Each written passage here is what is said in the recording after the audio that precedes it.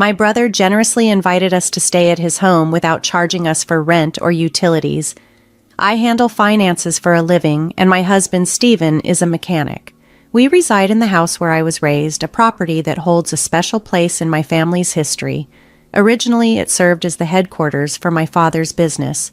It was anticipated that my brother would take over the family business, prompting him to pursue a degree in economics, including further studies at Oxford University.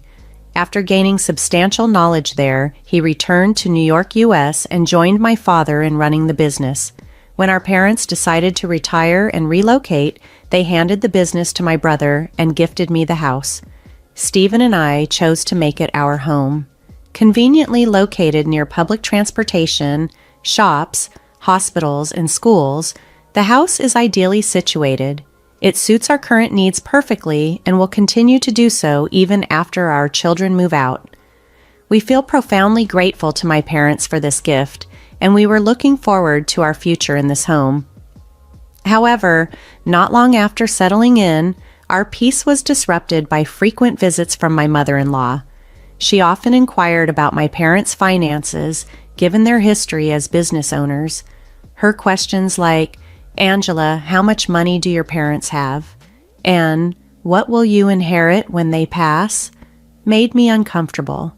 I tried to deflect her curiosity by saying that I hadn't given it much thought and that the house might be the extent of any inheritance. Despite my attempts to dismiss the topic, she persisted, insinuating that my parents must have discussed their financial plans with me. Her interest seemed rooted in expectations of gaining something from their wealth, even though I was clear about what I would inherit. This situation created an unexpected tension and made me uneasy about her motives. I chose not to share my concerns with my husband, who is particularly close to his mother, hoping to avoid any further complications. However, an utterly unexpected event unfolded that completely took me by surprise. It was a holiday morning, just about 7 a.m. when our doorbell rang unexpectedly. Upon opening the door, I was greeted by a mover, which left me both shocked and confused. Before I could gather my thoughts, my mother-in-law, along with my brother-in-law's family, arrived announcing they were moving in. The smirks on their faces sent a chill through me. My husband, awakening to the commotion, seemed undisturbed by the situation. When I questioned him, he simply asked, "What's the problem?" He pointed out that our house had plenty of space for everyone, as if it were perfectly normal for them to just move in. The surprises kept coming when my sister-in-law declared that they had been invited by my brother. She explained cheerfully that they wouldn't need to pay for rent or utilities and were looking forward to our hospitality. Meanwhile, my brother-in-law began to intrusively inspect the rooms, deciding aloud which he preferred based on the sunlight, and instructing Stephen to clear out our belongings. As this surreal scenario unfolded, I felt a sense of vertigo from the shock. This was our home, yet they were behaving as if they owned the place, opening doors and staking claims to rooms. My mother-in-law and sister-in-law had been quite overbearing for some time, with my sister-in-law even rummaging through my bag without permission on previous occasions. Their audacious behavior continued to encroach on my personal space, and my patience wore thin. This was the last straw. Frustrated and assertive, I finally stood my ground. "This is my house," I declared. "Why are you acting as if you own it? I've had enough. I want everyone to leave." The time had come to reclaim my space and restore peace to our home. I'm usually quite composed and not one to raise my voice, but watching these people take over the house my parents had entrusted to me, acting as if they owned it, pushed me to my limits. That's why I lost my temper and shouted at all three of them. However, the situation escalated unexpectedly when one of them retorted, "How dare you talk to us like that? You're the one who should leave." Shortly after, I felt a sharp sting on my cheek. It took me a moment to realize I had been slapped. I was in shock, my cheek throbbing painfully. In that instant, something inside me just broke. Living with people capable of such disrespect was unthinkable. But this house was mine, and I wouldn't let them treat it like a free hostel. So, I made the difficult decision to leave temporarily. I quickly packed some essentials and found a monthly rental apartment to stay in for the time being. This meant I would have to commute to work, but it seemed the only viable option at that moment. Once settled, I called my parents to explain the ordeal. Even through the phone, I could feel their outrage. My father, who has always balanced his roles as a strict CEO and a loving father brilliantly, was particularly upset. I hated bringing them into this mess, especially just as they were enjoying their retirement, but I was left with no choice as my rightful home was being encroached upon. While I was adjusting to life in the rental apartment, I was certain that my husband and his family were getting comfortable in my house. Motivated by suggestions from my brother and father, I decided it was time to take further action. A few days later, during a break at work, I checked my phone and saw dozens of missed calls and messages from my husband. I knew exactly why he was trying to reach me. It was time to address this situation head on. But this time, I would be prepared and not alone in my fight to reclaim what was rightfully mine. In response to the untenable situation at home, I decided to take a firm step by contacting the utility companies to disconnect the electricity and water services to the house. Our home is entirely dependent on electricity. Without it, nothing functions. We hadn't installed solar panels yet, so there was no alternative power source. Given the current heat wave, I imagine living without these basic amenities would be quite difficult. This action likely prompted the flurry of calls from my husband, who was probably trying to manage the sudden lack of utilities. Just as I was about to dismiss another call from him, he rang again during my break. "Hey, what's going on? There's no power and the water isn't running. Did you cut off the electricity and water?" His voice was tinged with panic. I felt that since the house was mine and I was no longer living there, it didn't make sense to continue paying for utilities I wasn't using. The house belongs to me, and now that I'm not there, it wouldn't be sensible to keep the electricity and water running, I explained. Keeping these services active would mean I'd have to cover the bills, which didn't seem fair under the circumstances. When I shared my reasoning, my husband became very upset and demanded that I turn the services back on immediately. However, just because he wanted them reinstated didn't mean I was obliged to comply. I told him, if they want the utilities back, they should pay for them themselves. Every time we discussed finances, they insisted that since it was my house, I should bear the costs, but their actions spoke differently. I had no intention of renewing the utility contracts or asking them to vacate the house immediately. After making my stance clear, I ended the call as my break was finishing. Later, my mother-in-law, sister-in-law, and brother-in-law all reached out with similar requests, complaining about the unbearable heat and inconvenience caused by the lack of water. They wanted me to reconnect the utilities, but my decision was firm. This was a matter of principle and a step towards asserting my boundaries within my property. After hearing their complaints, I firmly told them to handle the situation themselves and hung up the phone. I suspected they were just being opportunistic, hoping I would cave and they could continue living comfortably at my expense. However, even after a week, there was no sign of them leaving. Realizing I needed to take more decisive action, I consulted with a lawyer from my father's company. I explained the situation and requested that he send a formal notice to my husband, accusing them of trespassing. They had entered and occupied my house without permission, essentially forcing me out and treating it as their own. I made it clear in the notice that I was seriously considering legal action. This move shocked my husband, who, surprised and anxious about the legal implications, approached me hoping to find a resolution. Aware of their concern for their social reputation, I knew the threat of a lawsuit would be a significant stressor for them. Despite their desire to maintain their lifestyle, they were now caught in a dilemma between facing legal consequences and convincing me to let them stay.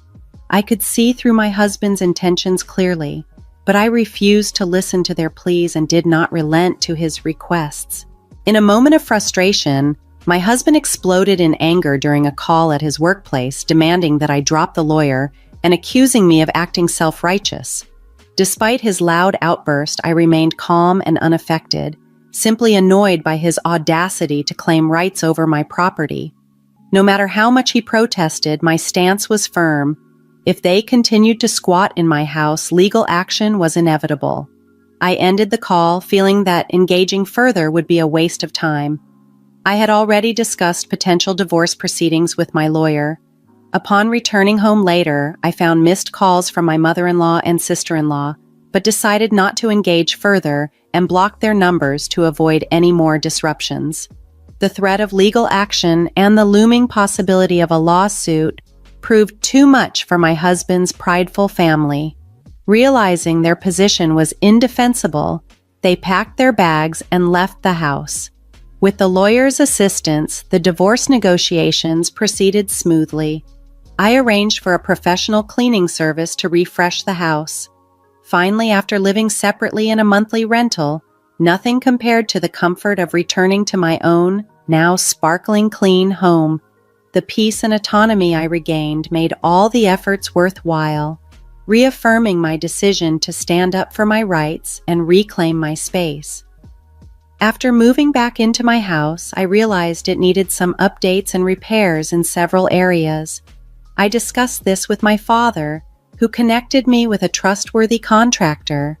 We started planning the renovations, which was an exciting project that marked a new beginning in my comfortably solitary life.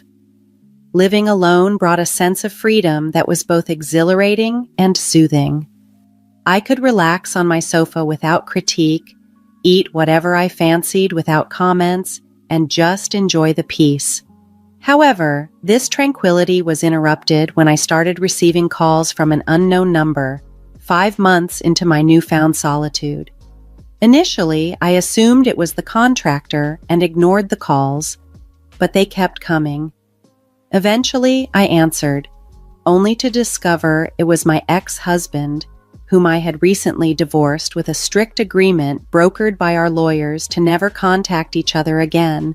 Confused and annoyed by his breach of our agreement, especially since he had changed his number to make this call, I demanded to know why he was contacting me.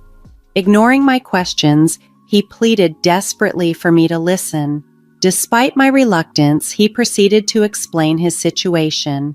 His company was undergoing a severe financial crisis, resulting in a significant salary cut. Additionally, his mother's health was deteriorating, making her unable to work, and his sister-in-law and her husband were also in a financial bind due to unstable employment. Most of her earnings were being used to cover her husband's debts. With the salary reduction, my ex-husband and his family were struggling severely to make ends meet. Hearing all this did little to stir my empathy.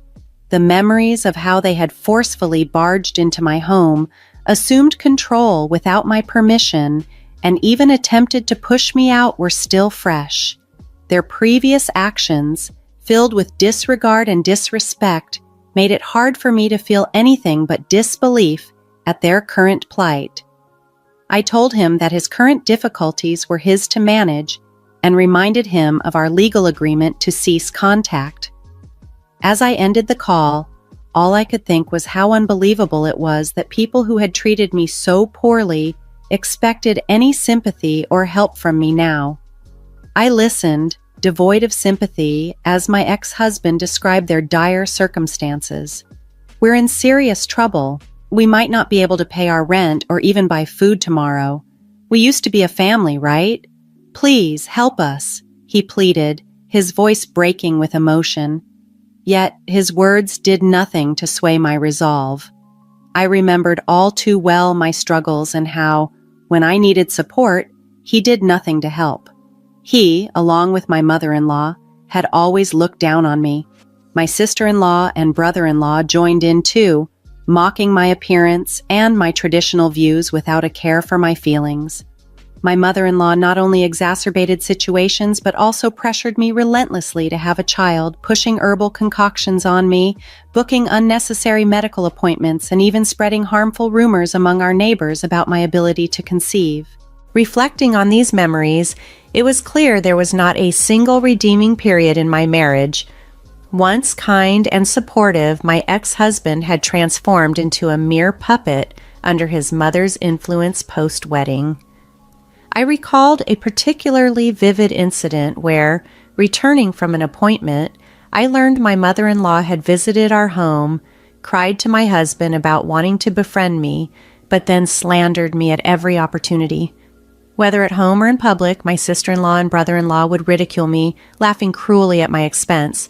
With such a past, how could I entertain the idea of helping them now? No matter what you say, my feelings remain unchanged. I cannot help you, I asserted firmly. I was resolute not to allow their current plight to drag me back into a cycle of manipulation and disrespect. I'm going to hang up now and please never contact me again. With that, I ended the call and immediately blocked the new number. Knowing my ex-husband's persistence, he might try to change his number and reach out again, but I was prepared to maintain my boundaries firmly shut against any further attempts from him or his family to draw me back into their troubles. Over the weekend, I planned to change my phone number at the store to avoid further harassment, but before I could do so, my ex-husband and his family broke the agreement established through our lawyers. Unexpectedly, they showed up at my house around 10 p.m., banging on the door and yelling, "Open up! Let us in and take care of us. We're family. You should help us." Their loud voices disrupted the peaceful night without any regard for the late hour or the disturbance they were causing the neighbors. Rather than confront them directly, I attempted to communicate through the intercom, urging them to go home and stop causing a scene. However, they ignored my pleas and continued to bang on the door, creating quite a commotion. Overwhelmed by their reckless behavior, I was on the verge of calling the police when I heard sirens approaching. It turned out a neighbor had already alerted the authorities. Seeing the police, my ex-husband and his companions panicked, mistakenly thinking I had called the officers. They tried to flee, but with a crowd of onlookers gathered, escape was not an option. The police swiftly intervened, escorting them to the station. I provided a full account of the events to the police, explaining the situation and their unwarranted intrusion. The incident quickly became the talk of the neighborhood, and word spread even to my ex-husband's workplace through a coworker who witnessed the scene. Already facing financial difficulties due to a salary cut, the public ordeal and police involvement were the final blows to his professional life. His employer decided to let him go. With no job and unable to afford his apartment rent, tensions escalated within his family, leading to the collapse of their shared living arrangement. My ex-husband, Stephen, along with his mother, now resides in public housing. Both are working multiple part-time jobs, striving to make ends meet, with even his mother eager to contribute financially to their reduced circumstances.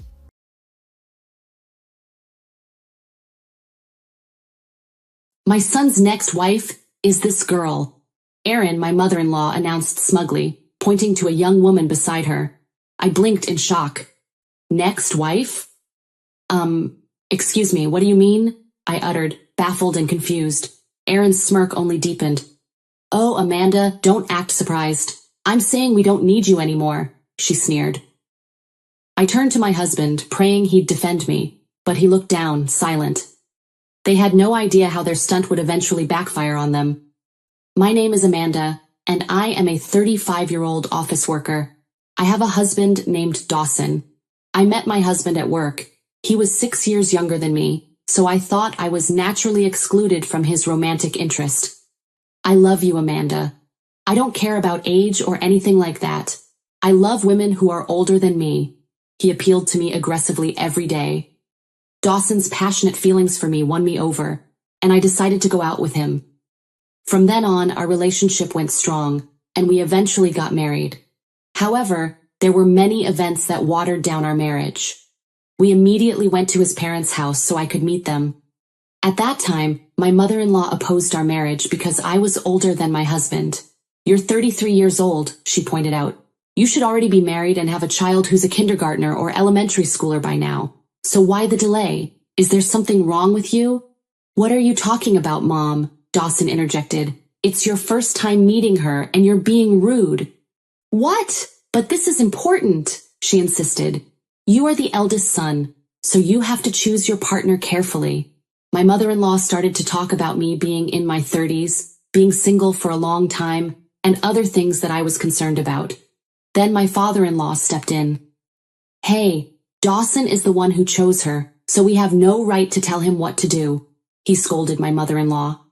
"Amanda, I'm sorry, my wife was rude," he said to me. My mother-in-law became quiet. Thus, my husband and I were given permission to marry, and we finally did. However, although my mother-in-law allowed us to marry, she did not approve of me. My husband's parents were a somewhat wealthy family with strong roots in the local community, and my mother-in-law was very proud of that. My husband grew up in such a family and was pampered. Even so, he wasn't selfish. In fact, I even thought he was cute in his calm and naive nature. However, there were many problems during our engagement. My mother-in-law suddenly called me over and introduced me to women in the community, presenting them as her family's wives. Since they have deep roots in the local community, my mother-in-law is the representative of the local women's association and seems to be a leader in the community.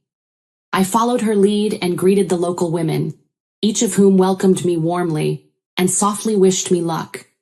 They were probably talking about my relationship with my mother-in-law. Apparently, the people in the women's group have a hard time connecting with her too. I was a little relieved to know that I had allies on my side. My mother-in-law told me to find out if you can get pregnant and forced me to get a fertility test before marriage.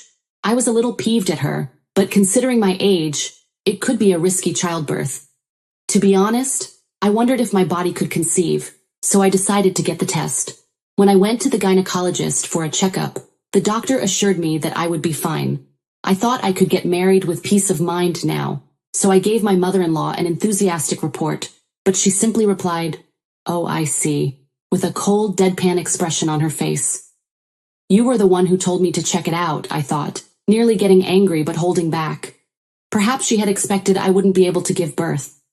Did she think that if I couldn't have a child, she could oppose the marriage? As I felt uneasy, the day before the wedding, I received a message from my mother-in-law. "Come to our house for a dinner party."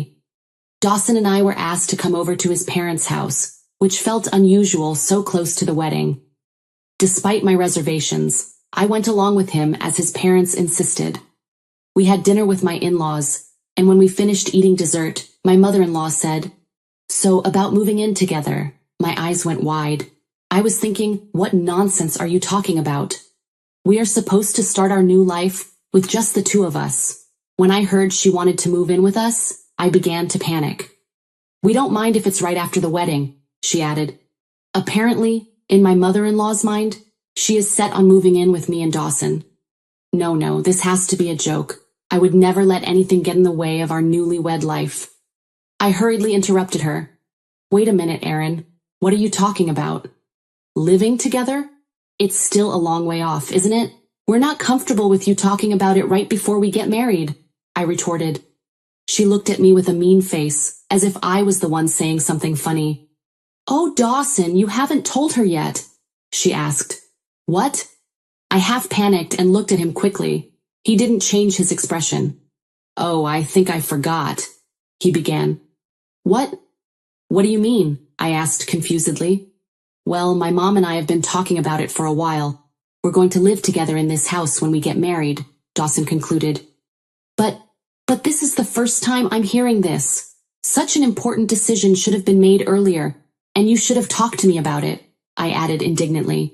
"I'm sorry, but that's the way it is. Please accept it, Amanda," he continued.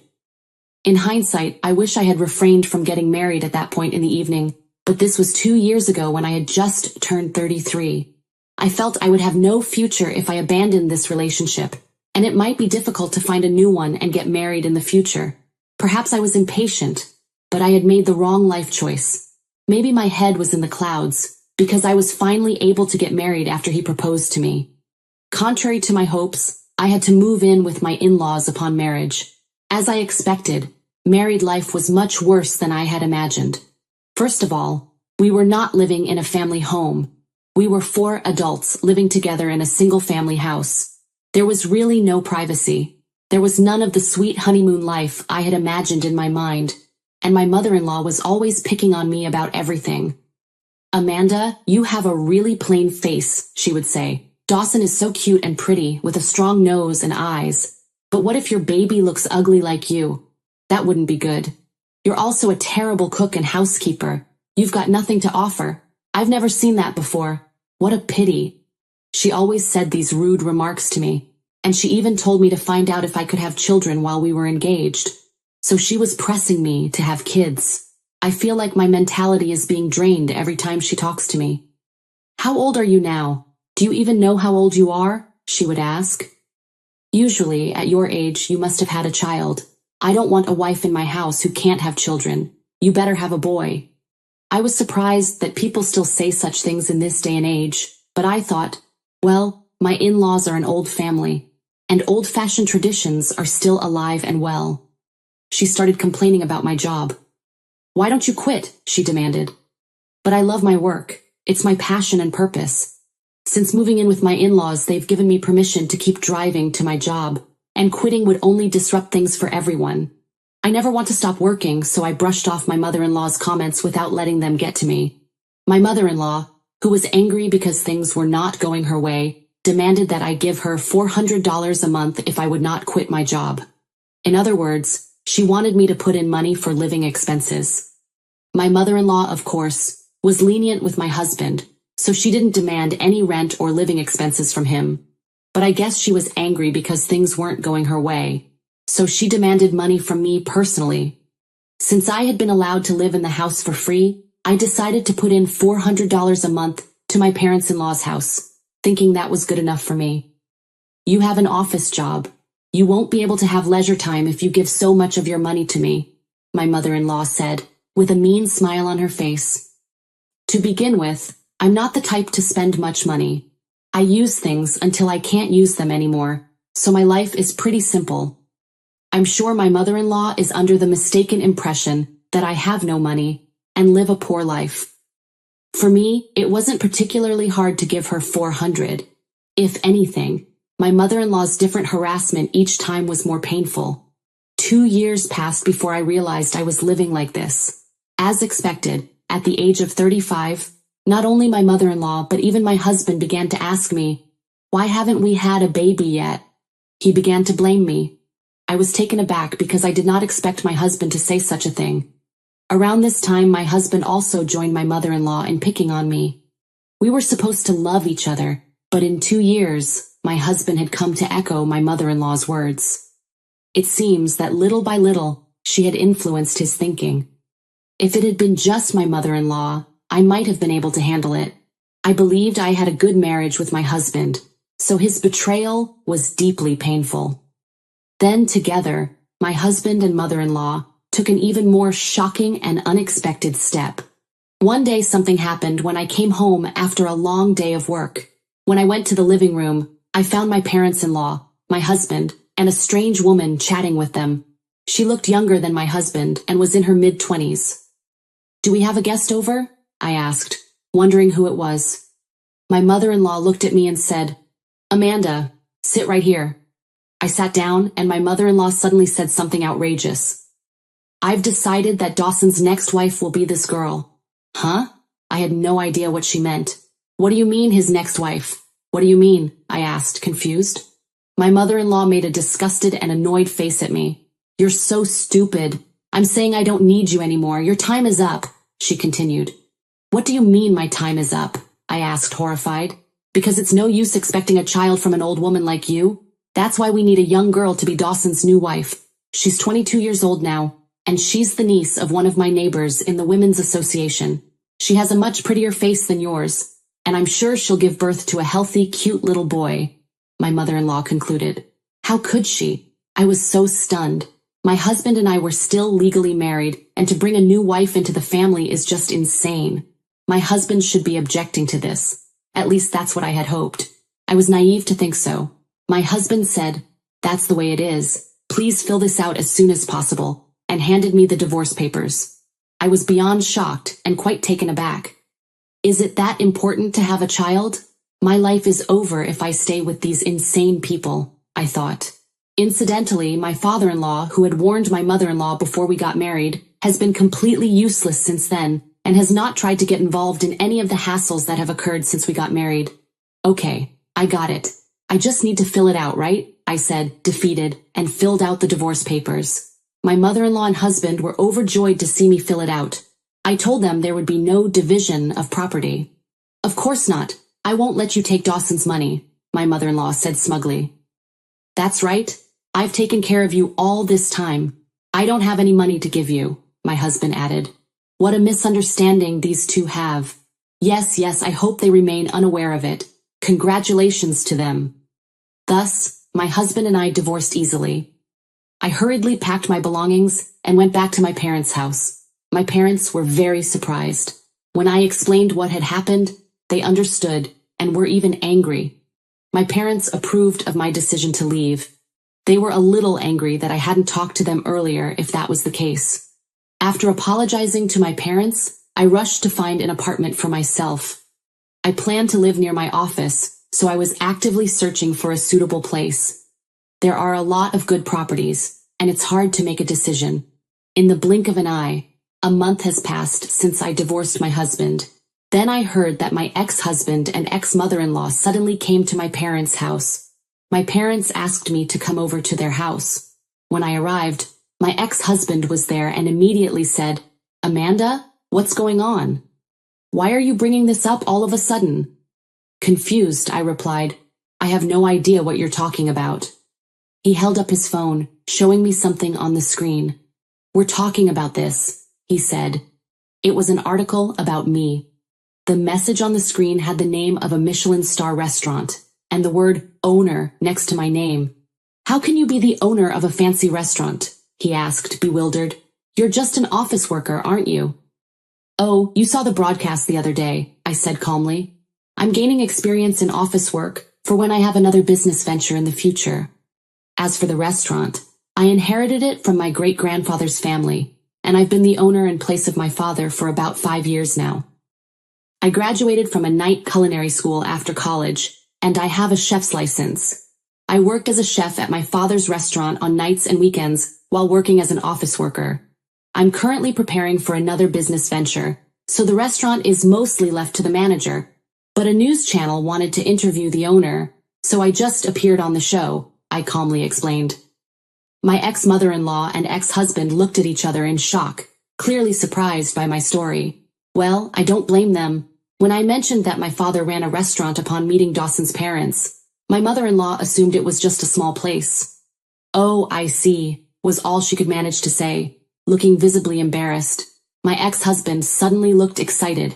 "Wait, that's just great. I didn't realize you were making so much money. That's good," he exclaimed. "Huh?" I uttered, perplexed. "I'm calling off the divorce. Come back home now," Dawson added. I stared at him, incredulous. "What is wrong with you?" I asked, feeling a mixture of disbelief and anger. From what my ex-husband started telling me, his new young girlfriend doesn't work, doesn't do any housework, and just lazes around at home. She even calls my mom Grandma and says, "Grandma, you're being annoying." She also calls me old geezer and says I have to pay cash for her to have children. She says, "If you don't pay me, I won't do it." She even threatened to call the police, saying we forced her to have kids, Dawson said. My curiosity piqued. I asked, "And what else?" He sighed and continued, "She's been unemployed ever since she graduated from high school, and her parents couldn't do anything about it. So, the Women's Association, hearing that my family was looking for a new wife to get rid of their daughter-in-law, introduced her to us just to push their troublesome niece out of their lives," my ex-husband explained. I couldn't help but laugh. "So that's the kind of woman you wanted? The one your family thought was better than me?" I shook my head in amusement. My ex-mother-in-law, now looking miserable, said, "Well, yes, but I didn't know. It seems the Women's Association has been laughing behind my back all along.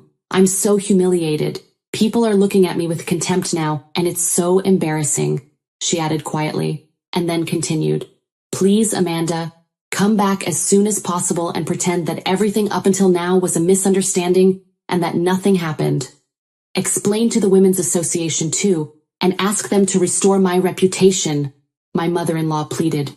Dawson added with desperation. And my wife. She's spending all my salary however she likes, and I'm always short of money. She doesn't get up in the morning, doesn't do her chores, and of course she doesn't make lunch for me. I have to get by without lunch every day. Even my dad, who barely had any presence, has abandoned us both and left. He's gone. I laughed internally, knowing how in character this was for my ex-father-in-law. My ex-husband then looked at me, pleading, "We're in a lot of trouble. Please come back." I smiled at him and finally I said, "You deserved everything you got, didn't you?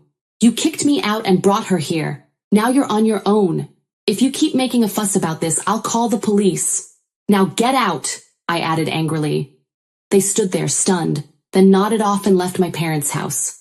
I don't know what happened to them afterward, but a friend from the Women's Association, who had stayed in touch with my ex-husband, later told me that their family finances were so tight that even my ex-mother-in-law had to work part-time.